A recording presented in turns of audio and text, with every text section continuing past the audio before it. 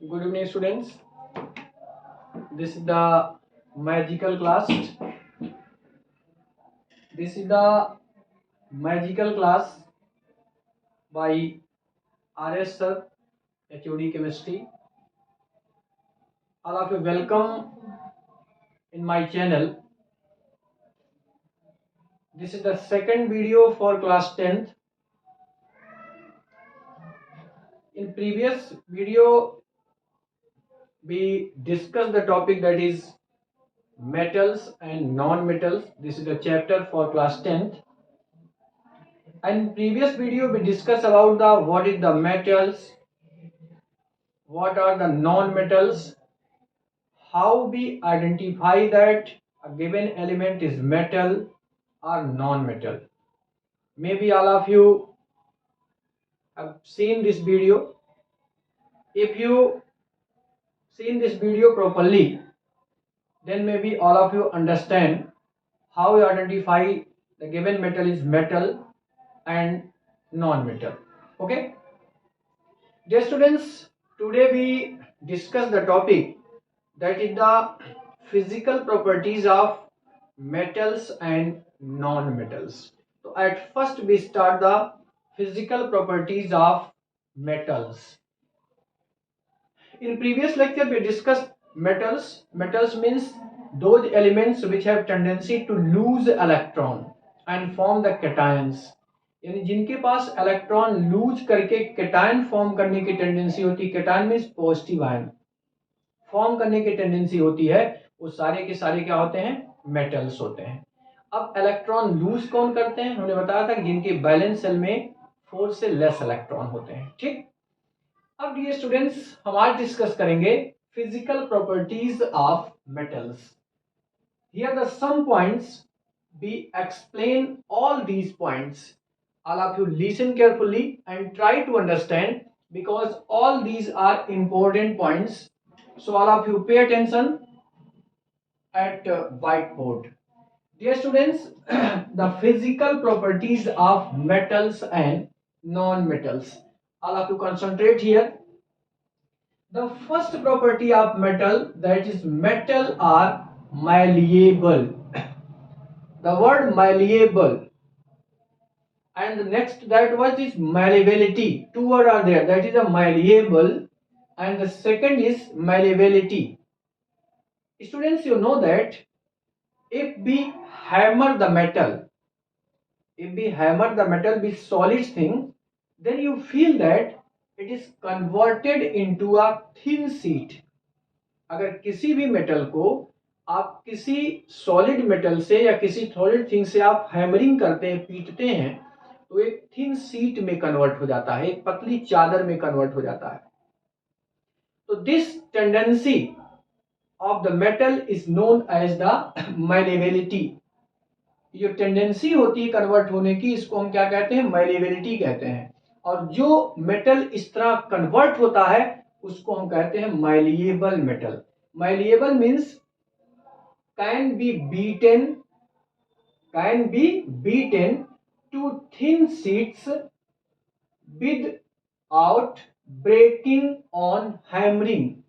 यानी can be beaten, यानी किसी भी सब्सटेंस, किसी भी मेटल्स को अगर हम बीट करते हैं, पीटते हैं, तो to convert thin sheet without breaking, बिना टूटे हुए अगर वो थिन शीट में कन्वर्ट हो जाता है, किसके से? हैमरिंग से.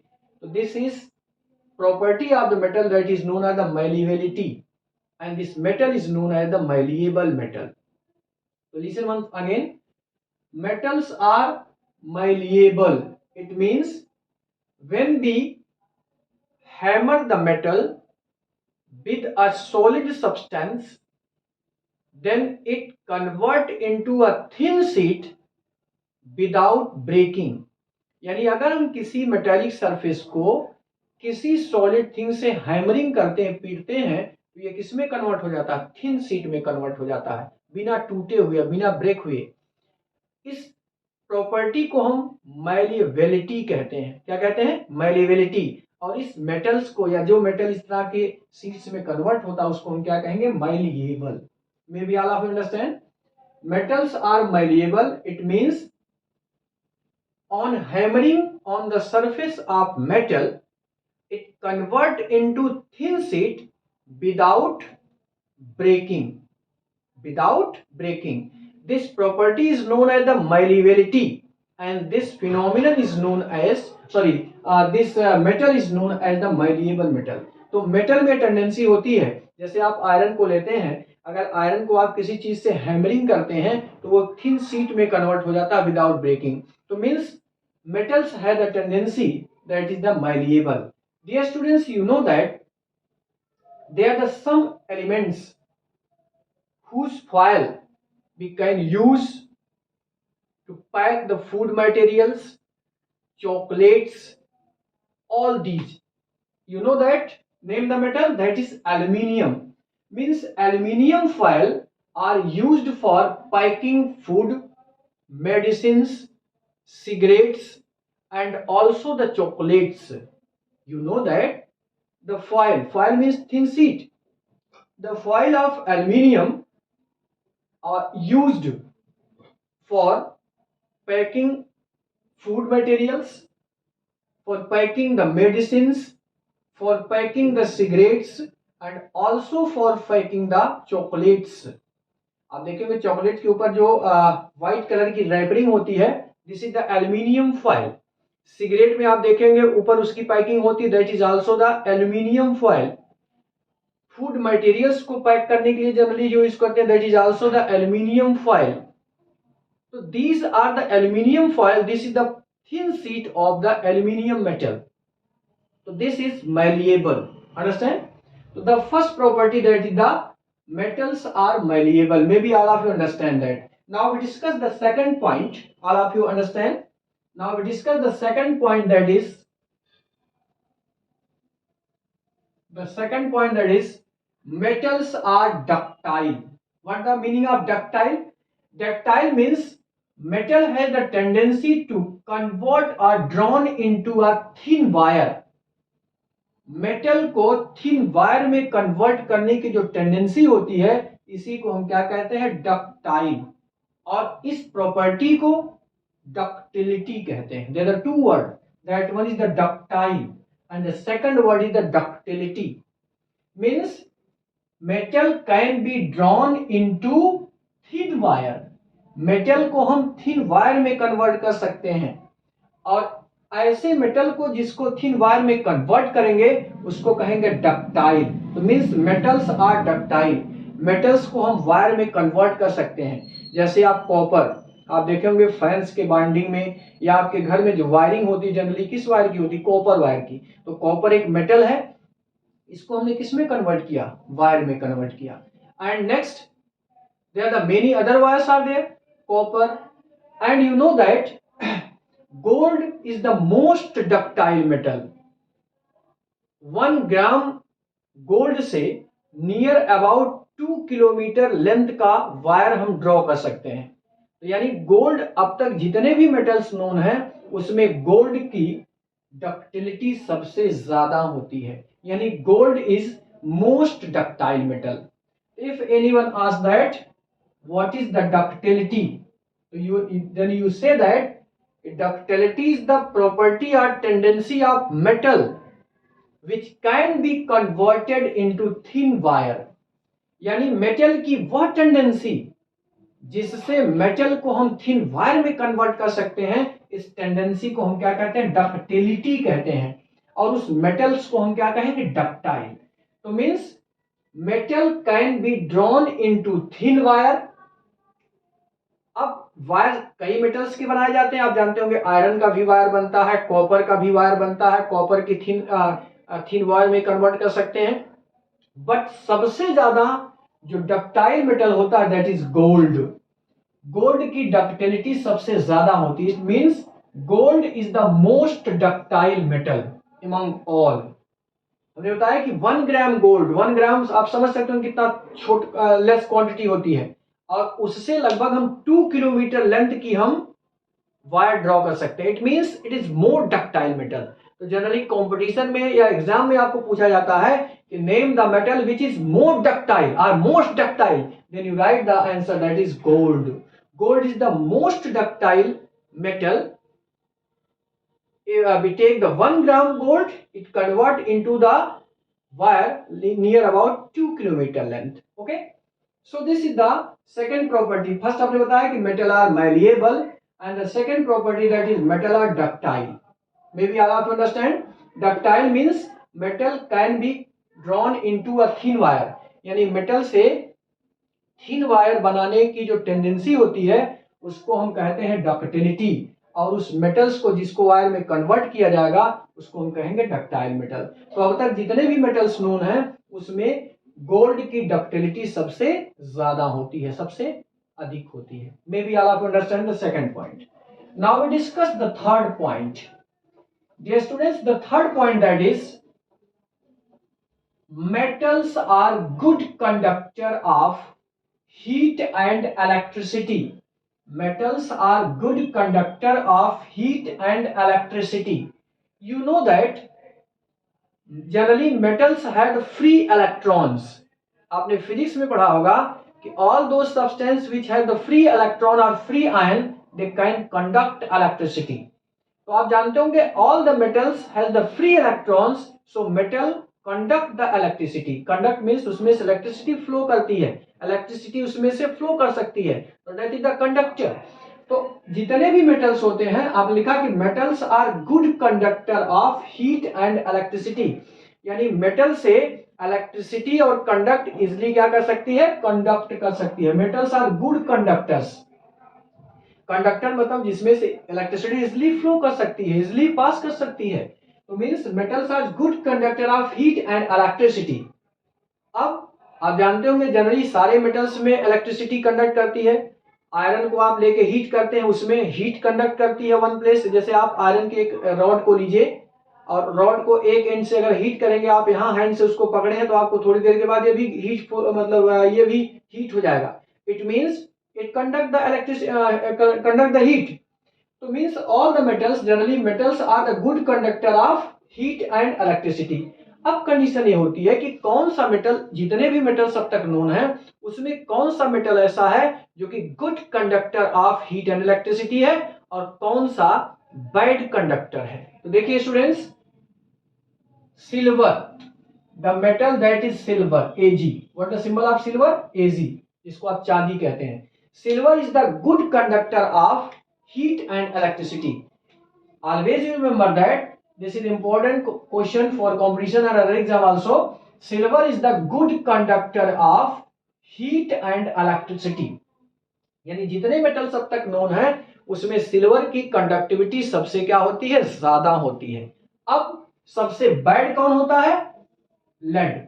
Lead is the bad conductor of heat. This is bad conductor of heat. Always remember that lead is the bad conductor of heat and the silver is the best conductor of heat and electricity. So always remember that this is the important question. Maybe all of you understand. Metals are good conductor of heat and electricity. Means metal has the tendency to conduct the electricity. अब अगर आपसे exam में पूछ दिया गया why they conduct electricity, because they have the free ions. Metals के पास क्या होते हैं, फ्री आयंस होते हैं, और वही फ्री आयन इलेक्ट्रिसिटी को क्या करते हैं, कंडक्ट करते हैं।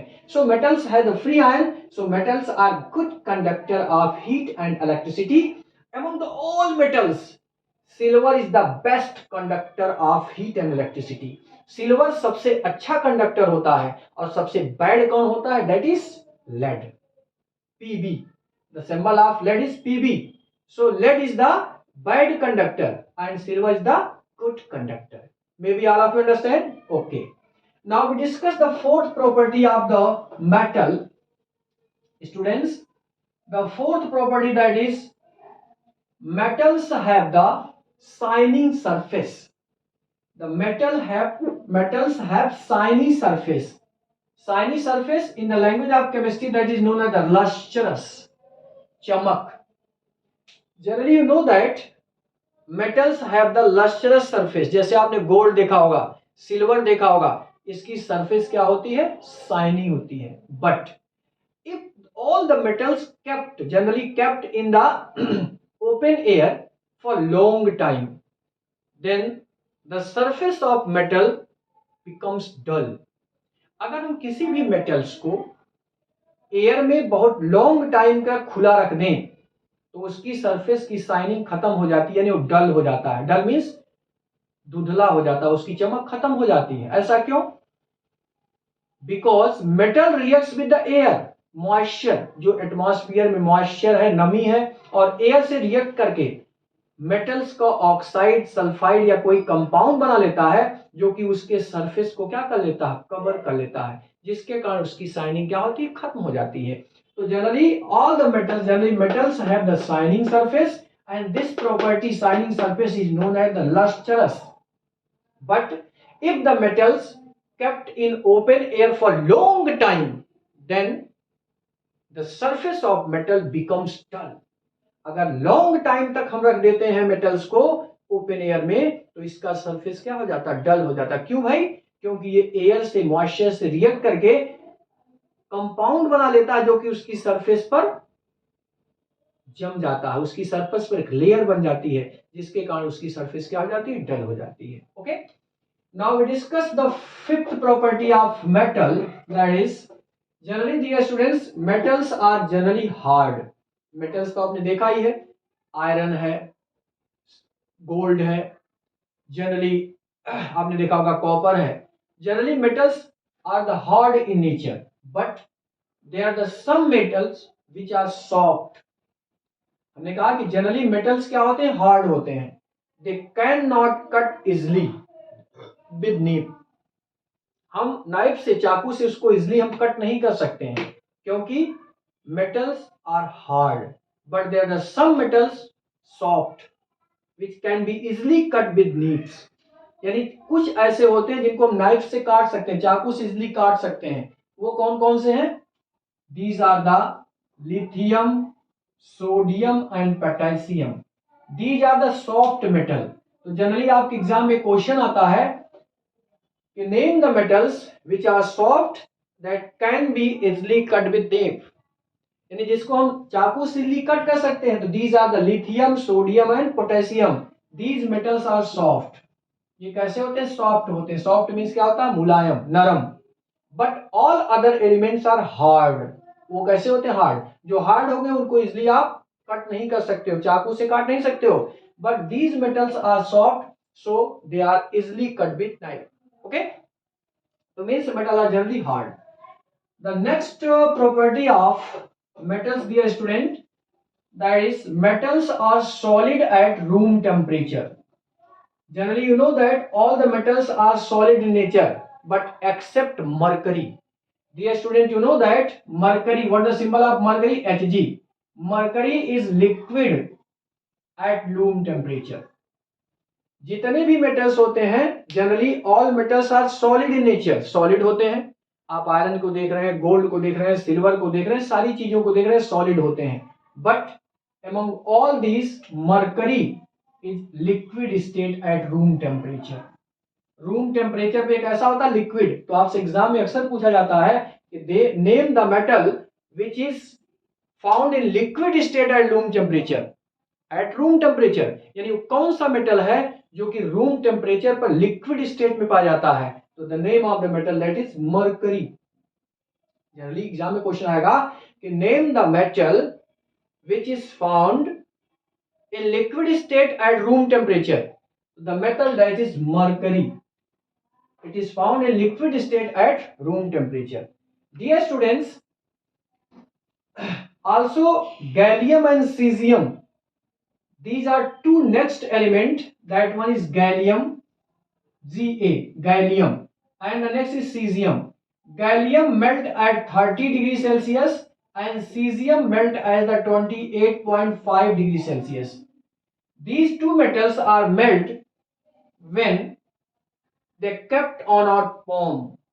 इन मेटल्स को अगर अपनी हम हथेली पर, जनरली ये सॉलिड स्टेट में होते हैं, लेकिन जैसे अपने हम पॉम या हथेली पर रखते हैं ये क्या कर जाते हैं? मेल्ट कर जाते हैं। तो आप एग्जाम में अगर क्वेश्चन आएगा कि they name the metals which melt when we kept these metals on our palm, हथेली पर रखते हैं मेल्ट कर जाते हैं। तो these two metals are gallium and caesium. Gallium किस टेम्परेचर पर मेल्ट करेगा? 30 डिग्री सेल्सियस पर, और सीजियम Cs किस पर मेल्ट करेगा 28.5 डिग्री सेल्सियस पर। तो these two metals melt when we kept these metals on our form. कौन कौन से? Gallium and caesium. गैलियम कितने पर मेल्ट करेगा 30 डिग्री सेल्सियस पर, और सीजियम किस पर मेल्ट करता है 28.5 डिग्री सेल्सियस पर। Understand? And mercury is liquid state at room temperature. तो इसमें से आपका दो क्वेश्चन हुआ, पहला कि name the metal which is found liquid state at room temperature, तो दैट इज मरकरी। एंड दूसरा क्वेश्चन आएगा कि name the metal which is melt when we kept on our palm। हथेली पर अगर रखते हैं तो मेल्ट कर जाता है। These two metals are gallium and caesium. Okay, now we discuss the seventh properties of metal. Dear students, this property, metal in general have high melting points and high boiling points and high densities। यानी metals की melting point, boiling point और densities generally high होती है। क्यों high होती है? क्योंकि आप जानते होंगे अगर मेटल का मास ज्यादा होगा तो डेंसिटी, आपने पढ़ा होगा density equal to mass upon volume. अगर मास ज्यादा है तो डेंसिटी ऑलरेडी ज्यादा होगी। अब क्वेश्चन ये होता है कि ये इनकी बॉइलिंग पॉइंट क्यों हाई होती है? क्योंकि मेटल्स के बीच स्ट्रॉन्गेस्ट मेटेलिक बॉन्ड होता है, और इस मेटेलिक बॉन्ड को ब्रेक करने के लिए मोर अमाउंट ऑफ हीट की रिक्वायरमेंट होती है, ज्यादा हीट करने की रिक्वायर होती है। तो जब हीट ज्यादा लगेगी तो उसकी बॉइलिंग पॉइंट क्या होगी? ज्यादा होगी। अब तक जितने भी एलिमेंट्स नोन है स्टूडेंट्स, उसमें टंगस्टन की मेल्टिंग पॉइंट सबसे ज्यादा होती है। किसकी? Tungsten, TUNGSTEN, tungsten. इसका सिंबल क्या होता है? W।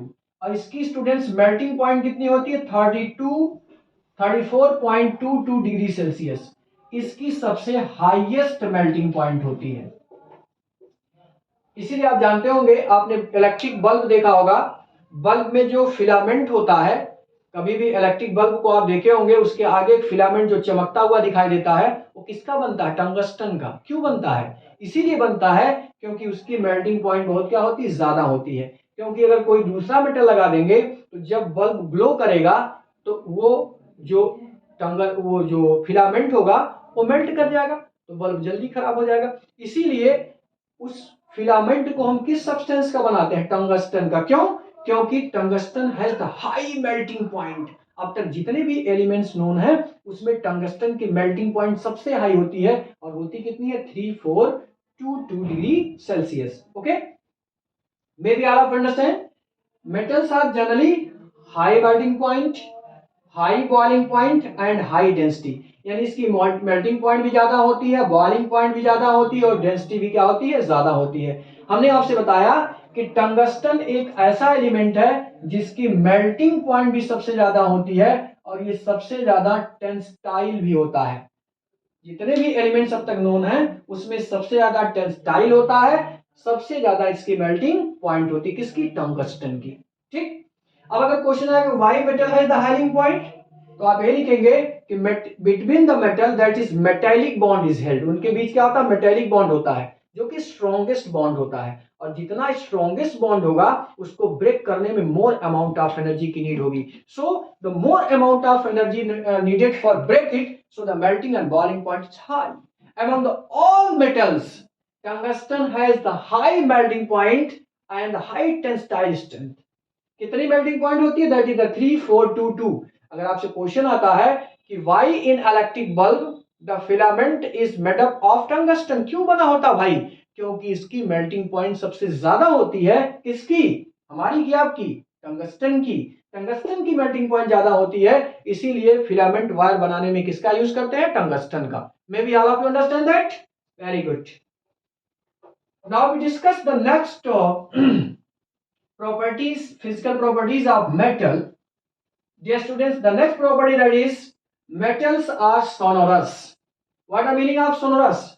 Sonorous means metals produce sound on striking a hard surface are said to be sonorous.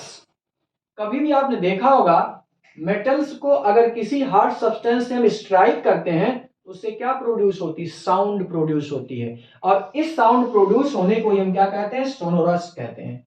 जैसे आप स्कूल्स में देखे होंगे जब बेल लगती है तो जनरली एक को हम जब स्ट्राइक करते हैं तो उससे क्या प्रोड्यूस होती है, साउंड प्रोड्यूस होती है। तो this is the sonorous, okay, and this property is known as sonority.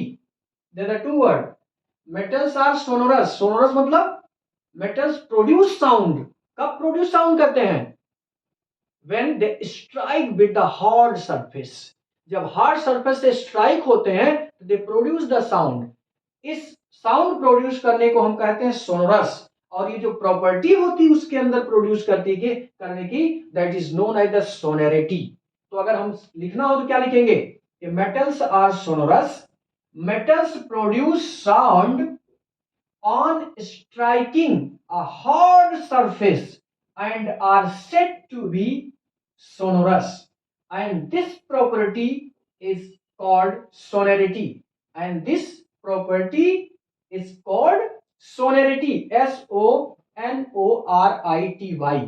Maybe all of you understand all these properties are physical properties of metals. Maybe all of you understand. Dear students, now we discuss the next property, that is physical properties of non-metals. Physical properties of non-metals. All of you listen carefully and try to understand physical properties of non-metals. Okay. Generally, you know that metals are solid in nature except mercury. क्योंकि आपने अभी पढ़ा कि mercury किसमें होता है, liquid state में होता, कब, रूम टेम्परेचर में। तो generally metals are malleable and ductile, but non metals are not malleable and ductile.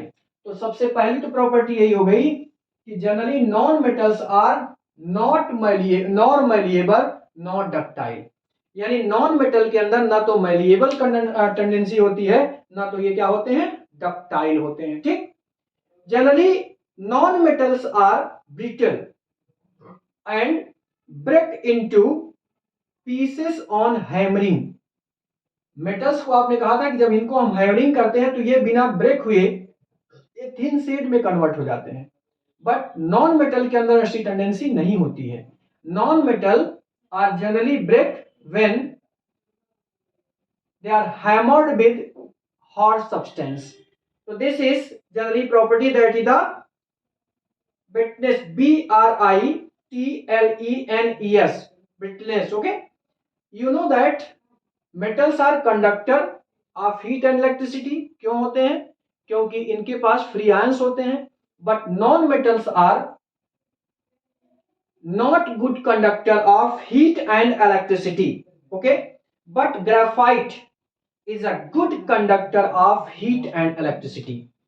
Generally आप जानते होंगे कि जो नॉन मेटल्स होते हैं they are not good conductor of heat and electricity, but graphite, आपने पढ़ा होगा ग्रेफाइट जो होता है ये नॉन मेटल है but it is the good conductor of heat and electricity. तो जनरली क्वेश्चन आपसे आता है कि name a non metal which is good conductor of heat and electricity. You know that the metal which is conductor and the non-metal which is conductor of electricity, that is graphite. Generally you know that non-metals are found in solid, liquid and gas state. Generally non-metals are found in solid, liquid and gas state. You know that all the metals are solid state, but non-metals generally found in three states. You know that generally mercury is metal but it is found in liquid state, but generally non-metals are found in three states: liquid, solid and gas.